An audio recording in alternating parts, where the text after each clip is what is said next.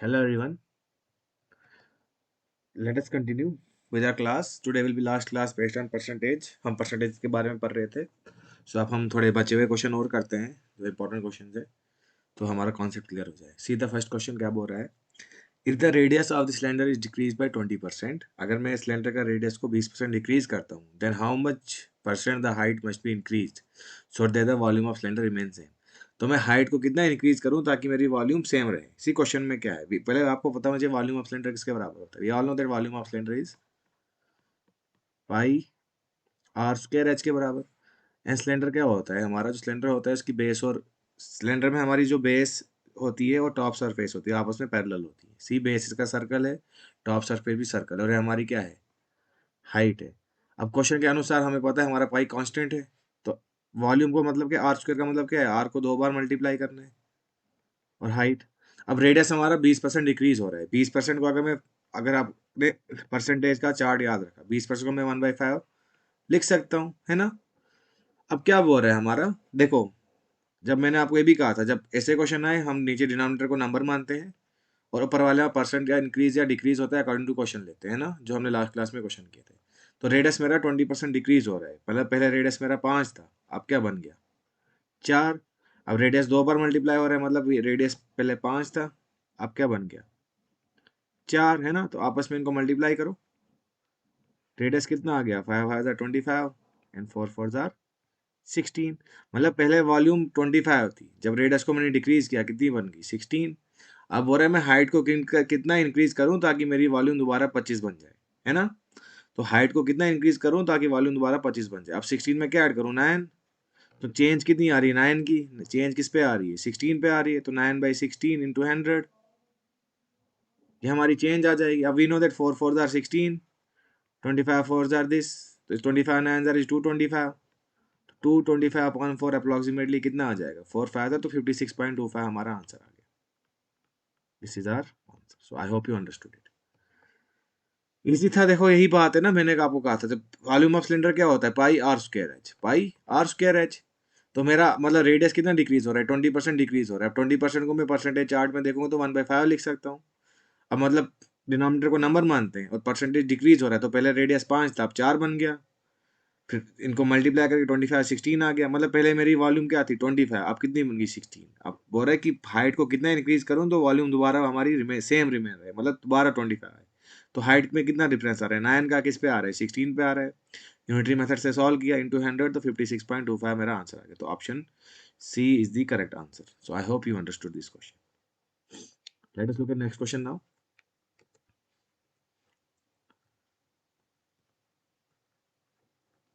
देखो next question क्या बोल रहा है. 2 students appeared for an examination. 2 बच्चे एग्जाम में आए. One of them secured 23 marks more than the other. एक बच्चे ने दूसरे से 23 मार्क्स ज्यादा लिए. And his marks were 60% of the sum of their marks. तो उसके जो मार्क्स हैं वो 60% है उन दोनों के सम के मार्क्स के. The marks obtain by them are, मतलब मुझे इंडिविजुअली दोनों ने कितने मार्क्स ऑब्टेन किए वो बताने हैं. सी मतलब मेरे पास दो बच्चे दिए हैं, मेरे पास दो बच्चे दिए हैं ए और बी. अब मुझे पता है इन दोनों के मार्क्स का टोटल सम कितना होगा 100% होगा. I know this. दोनों के मार्क्स कितने होंगे 100. मतलब अब देखो क्या बोल रहा है, one of them secure 23 marks. चलो अगर ए ने मेरे 60% सिक्योर किया है, बी का कितना होगा 40%. आई नो दिस, क्योंकि अगर ए 60% कर रहा है तो बी कितना करेगा 40. और इन दोनों के बीच का कितना डिफरेंस आ रहा है 20%, है ना. तो परसेंटेज में 20 डिफरेंस आ रहा है, लेकिन रियलिटी में मार्क्स के बीच का कितना डिफरेंस है 23, है ना. अब आप देखो 20% पे कितना आ रहा है 23 आ रहा है. 23 20% पे आ रहा है तो बी कितना है, बी का 40%. अगर 20% 23 है तो 40% कितना होगा, मतलब 23 का डबल दैट इज 46. एंड 60% कितना होगा, मतलब 23 का ट्रिपल, 23 3s आर 69. तो आंसर आपका option A is are correct answer. So I hope you understood it. Option A हमारा करेक्ट आंसर आ गया. तो इसमें देखो यही कर रहा था, हमें पता है दोनों का सम मिला के कितना होगा ए प्लस बी 100 होगा. तो अगर ए ने 60 किए हैं तो बी कितना करेगा 100 करेगा. अब दोनों के बीच का डिफरेंस कितना आ रहा है 20% का, और रियलिटी में दोनों में मार्क्स के बीच का कितना डिफरेंस है 23. मतलब 20 किसको कॉरस्पॉन्ड कर रहा है 23 को. फिर अगर 20% 23 के बराबर है तो 40% कितना हो जाएगा 46, मतलब बी के मार्क्स 46 है, 20 का डबल 40 होता है. एंड अगर ए के कॉरस्पॉन्डिंग 60 है तो 20 का ट्रिपल 60 होता है, तो 23 3s आर 69. तो 69 एंड 46 मेरा आंसर आ गया. So I hope you understood it also. Let me look at next question now. तो क्वेश्चन पढ़िए. क्वेश्चन क्या बोल रहा है? क्वेश्चन बोल रहा है price of petrol increase from 60 rupees per litre to ₹75 per litre. मतलब पहले 60 रुपए लीटर मिलता था, 75 रुपए लीटर का मिलता है पेट्रोल. बोल रहा है how much should the consumption be of petrol be reduce. मतलब अपनी कंजप्शन को मैं कितना रिड्यूस करूं so is to increase the expenditure by only 10%. इसमें कॉन्सेप्ट लगता है जो मेरी प्राइस होती है, अगर मैं प्राइस को कंजप्शन मल्टीप्लाई करता हूँ मेरा एक्सपेंडिचर आ जाता है. ठीक है, अगर प्राइस को कंजप्शन से मल्टीप्लाई करता हूँ मेरा एक्सपेंडिचर. सपोज मेरे पास 10 रुपए का एक पेन है बट मैं 10 रुपए के 10 पेन खरीदता हूँ तो मेरा एक्सपेंडिचर कितना हो गया? 100 रुपए का. वही मतलब प्राइस मल्टीप्लाई बाई कंजप्शन कितने के बराबर? 100 रुपए के बराबर. अब क्वेश्चन पढ़ो. क्वेश्चन क्या बोल रहा है? Price of a petrol increase from 60 to 75. मतलब पहले 60 थी अब 75 हो गई. दोनों 5 के टेबल में आते हैं. 15 के टेबल में 15 4 जार 15 5 जार. मतलब पहले अगर 4 रुपए का पेट्रोल था अब कितने का हो गया? 5 रुपए का. अब मुझे कंजप्शन पता नहीं है मेरी कंजप्शन. जब हमें कुछ पता नहीं है मैंने कहा परसेंटेज में आप 100 मान लो तो 400 जार 400. एंड अब हमें पता है कि बोल रहा है by how much should the consumption be reduced. मतलब मुझे अब पता नहीं दूसरी बार कंजप्शन कितनी होगी तो उसको मैं एक्स मान लूंगा. और एक्सपेंडिचर में कितना इंक्रीज हो गया? 10%. अब 10% ऑफ 400 निकालोगे आप 40 होगा तो ये कितना बन जाएगा? 440. यहाँ से एक्स की वैल्यू निकालो. एक्स की वैल्यू क्या आ जाएगी? 440 अपॉन 5. तो 5 1 जार 5 कितने जार? 440. 5 1 जार 5 5 8 जार 40 देन 5 88 जार. तो एक्स की वैल्यू कितनी आ गई? 88. देखो पहले कंजप्शन 100 थी अब जाके कितनी हो गई? 88. मतलब पहले कंजप्शन 100% थी अब 88% आ गई. तो कितना रिड्यूस हो गया हमारा कंजप्शन? 12% हमारी कंजप्शन रिड्यूस हो गई जब पेट्रोल की प्राइस 4 से लेके 5 रुपए तक बढ़ चुकी. तो हमारी कंजप्शन कितनी रिड्यूस होगी? 12%. तो इसमें इस टाइप के क्वेश्चन जब भी आए तो हमें ये फार्मूला अप्लाई करना है. पर प्राइस इंटू कंजप्शन किसके बराबर? एक्सपेंडिचर के बराबर. मतलब पहले अगर 4 रुपए का पेट्रोल था 5 रुपए का हो गया. अगर पहले हम 100 रुपए देते थे अब हम मतलब पहले अगर हम 100 रुपए देते अब 12% ज्यादा दे दोगे तो इसलिए हमारी कंजप्शन क्या हो जाएगी? कम हो जाएगी. क्योंकि महंगाई जब बढ़ जाती है तो हमारी मतलब हमारा जेब से खर्चा कम हो जाता है. So I hope you understood this question. Let us look at next question now. Question पढ़िए. क्वेश्चन क्या बोल रहा है? 10% of the votes did not cast their votes in an election between two candidates. मतलब अगर 100% वोटर्स थे उसमें से 10% ने वोट नहीं दिए. The successful candidates got 55.5% of the votes used and won by 367. मतलब जो सक्सेसफुल कैंडिडेट है वो 367 वोट्स से ज्यादा जीत चुका है as compare to other contestant. बोलता है find the number of votes poll. तो कितने वोट्स पोल किए हैं मुझे वो बताना है. सी पहले क्वेश्चन क्या है? अगर 100% वोटर थे अगर मेरे पास 100 पेट्रोल वोटर थे उसमें से 10% ने वोट नहीं दिया. मतलब कितने परसेंट ने वोट दिया? मेरे पास 90% लोगों ने वोट दिया है. अब इसी 90% में से 55.5% एक सक्सेसफुल कैंडिडेट ले जाता है. सपोज एक को मैं सक्सेसफुल कैंडिडेट मानता हूँ. अब मुझे पता है 11.11% किसके बराबर होता है? 1/9. अगर 11.511 को मैं 5 से मल्टीप्लाई करूंगा बन जाएगा 55.55%. तो ये कितना बन गया? 5/9 है ना. अब ये क्या बोल रहे हैं देखो. The successful candidate got 55.55% vote. मतलब अगर 90% वोटर्स है उसमें से 5/9 किसको मिलता है? सक्सेसफुल कैंडिडेट को. अब 90% of 5/9 is how much? 9 1 jar 9 9 10 jar 90. तो 5 into 10 50%. तो ए को कितने वोट मिले? 50%. मतलब 50% और बी को कितने मिल गए? 40%. 90% में से 50 किसको मिले? ए को. 40 किसको मिले? बी को. अब इन दोनों के बीच का डिफरेंस कितना दिया है? 10%. और रियलिटी में डिफरेंस कितना है 10% का? 367 का. अगर 10% 367 के बराबर है तो 100% कितना निकलेगा? That is 367 upon 10 into 100 zero zero cut गया. तो 367 इंटू 10 कितना आ गया? 3670. तो रियलिटी में कितना टोटल वोटर कितने थे? 3670 लोगों ने वोट दिया था. तो option B is your correct. Question क्या बोल रहा है? Person A speaks 75% truth and person B speaks 80% truth.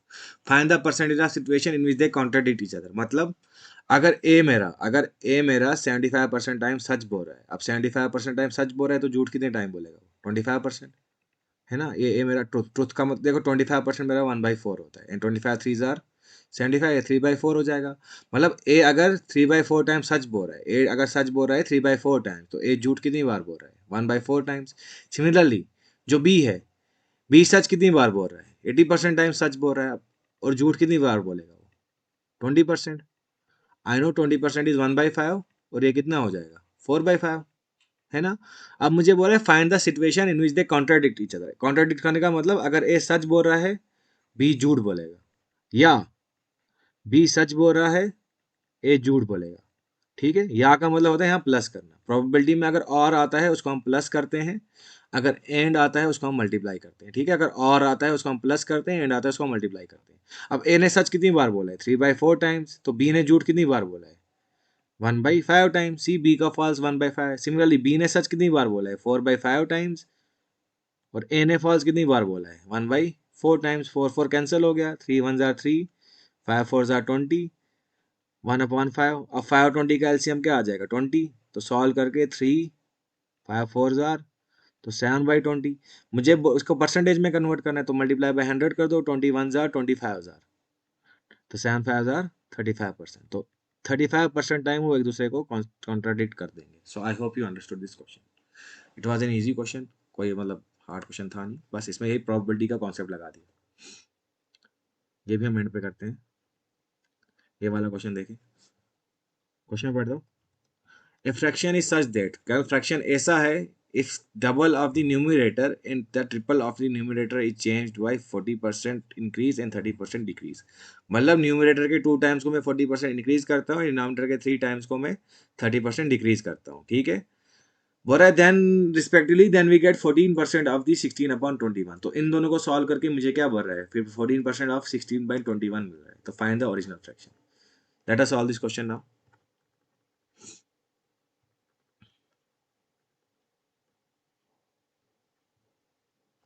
देखिए मेरे पास क्या दिया, एक न्यूमरेटर दिया, एक डिनोमिनेटर है। अगर मैं न्यूमरेटर को x मानता हूँ तो डिनोमिनेटर मेरा y हो गया। अब बोल रहा है if the double of numerator, double of numerator मतलब 2x and triple of denominator मतलब 3y। If the double of numerator is change bye 40% increase, 40% increase मतलब 140% हो जाएगा, एंड 30% डिक्रीज मतलब 70% हो जाएगा। तो मुझे क्या मिल रहा है? मुझे मिल रहा है 14% ऑफ मतलब 14/100 इंटू 16/21। तो ऑफ मतलब मल्टीप्लाई बाय 16/21। सी परसेंट परसेंट कट गया, 71 jar 72 jar, 2 jar 4x, 4x upon 3y किसके बराबर आ गया? 14/100 into 16/21। 3 7 jar 7 3 jar 21 and 7 2 jar 14, 2 1 jar 2 2 jar. और कुछ कट रहा है? 2 8 jar 16, 2 50 jar, similarly 2 25 jar, 2 4 jar, ये 3 3 भी कट गया आपस में।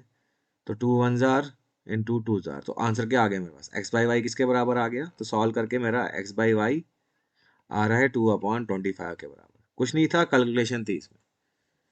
140% मतलब 40% इंक्रीज मतलब 140% से मल्टीप्लाई कर देना। 1.4 से मल्टीप्लाई कर देना। तो फ्रैक्शन में वो मेरा 7/14/7 ही आ जाएगा अगर आप सॉल्व करोगे। ये मैंने आपको फर्स्ट क्लास में ही कहा था। 40% इंक्रीज मतलब 140 मतलब 1.4 से मल्टीप्लाई कर देना। 30% डिक्रीज मतलब 70 मतलब 0.7 से मल्टीप्लाई कर देना। तो वही कॉन्सेप्ट लगा के सॉल्व किया है। तो आंसर क्या आ गया? x/y का 2/25 के बराबर। So I hope you understood this question. Let me look at next question now. क्या बोल रहा है? Company gives 14% commission to his salesman on total sales and 6% bonus on the sales over 25,000। मतलब देखो इस लाइन का मतलब क्या है? कंपनी जो है वो कमीशन देती है सेल्समैन को अगर वो 25,000 तक की खाली सेल करता है। अगर वो खाली 25,000 तक की सेल करता है उसको कितना बोनस मिल रहा है? 14%, है ना? बोल रहे हैं 6% बोनस ऑन सेल्स ओवर, अगर ग्रेटर देन 25,000 का है तो 6% ज़्यादा मिल रहा है। 6% ज़्यादा मतलब 20% मिल रहा है उसको बोनस। और if the salesman deposit ₹57,500 after returning his earning from the total sales. मतलब सब कुछ काट साट के जो सेल्समैन है वो कंपनी को कितने पैसे वापस दे रहा है? 57,500। बोल रहा है फाइंड हिज टोटल सेल। तो स्टार्टिंग में उसने कितनी सेल की है मुझे वो बता। सी इस क्वेश्चन को सॉल्व करने की ट्रिक है। तो जो पहले ये परसेंटेज है ना इसको सेम कर दो। जो 14 और 20% है इसको सेम कर दो। मतलब 14 को क्या बनाना है? मैंने 14 को मैंने क्या बनाना है? 20% बनाना है। मतलब मैंने कितने का इंक्रीज करना है? 6% का। तो 6% ऑफ 25,000 निकालो।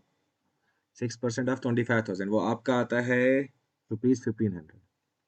ठीक है, तो कंपनी क्या करेगी? कंपनी इसको ₹1,500 ज़्यादा, ₹1,500 सेल्समैन को एज ए कमीशन वापस कर देगी क्योंकि सेल्समैन कमीशन कमाता है अगर वो 25,000 तक की सैलरी करता है। अब मैंने दोनों को सेम कर दिया, मतलब 6% ऑफ 25, मतलब 14 में 6% ऐड करूंगा तभी जाके 20 हो जाएगा। मतलब अब 6% ऑफ 25,000 क्या निकला कि उसकी कमीशन निकली सेल्समैन की। जब सेल्समैन की कमीशन निकली तो कंपनी को क्या, कंपनी को तो अपना पैसा देगा नहीं जो उसकी कमीशन है, तो कंपनी को 1,500 रुपये वापस अपने उससे निकाल देगा डिडक्शन से, तो डिडक्ट कर देगा।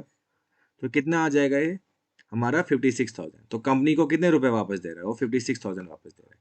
अब मुझे पता है टोटल कितनी सेल करूंगा मैं 100% की, और 100% में से मैं 20% किसको दे रहा हूँ, कंपनी वाले को। तो मैंने कितने की सेल की है 80% की, है ना। तो 80% किसको कॉरस्पॉन्ड कर रहा है मेरा 56,000 को। मुझे पूछा था स्टार्टिंग में कितनी सेल है, तो मुझे 100% निकालनी है या सी है सॉरी। तो 100% कैसे निकलेगा मेरा, यूनिटरी मेथड से 56,000 upon 80 into 100। I know this 81 jar 87 jar, तो कितना आ गया मेरा 70,000 मेरी सेल होगी है starting. So I hope you understood this question. कुछ नहीं करना था इसमें, मैंने परसेंटेज सेम कर दी, मतलब 14 को मैंने 20 बना लिया। 14 को 20 कैसे बनाऊंगा 6%। और कंपनी सेल्समैन को कमीशन दे रही है को 25,000 तक की सेल करता है। अब उसने 20 से मतलब 14 से 20 जाने के लिए 6% हो गया एक्स्ट्रा। तो 6% ऑफ 25,000 कितना निकल गया मेरे पास, दैट इज इक्वल टू 1,500। तो 1,500 सेल्समैन की कमीशन है, कंपनी को तो अपनी कमीशन देगा नहीं, तो कंपनी के उस पैसे से वो वापस अपना माइनस कर देगा। तो टोटल पैसा उसने कितना दिया कंपनी को 56,000। अब मुझे पता है टोटल परसेंट कितना होता है 100%। उस 100% से 20% की मैंने सेल की खुद के लिए, तो 80% मैंने कंपनी को वापस दिया। तो 80% मेरा 56,000 को कॉरस्पॉन्ड करे, तो 100% किसको करेगा 70,000 को। तो 70,000 is your correct answer. So I hope you understood this question.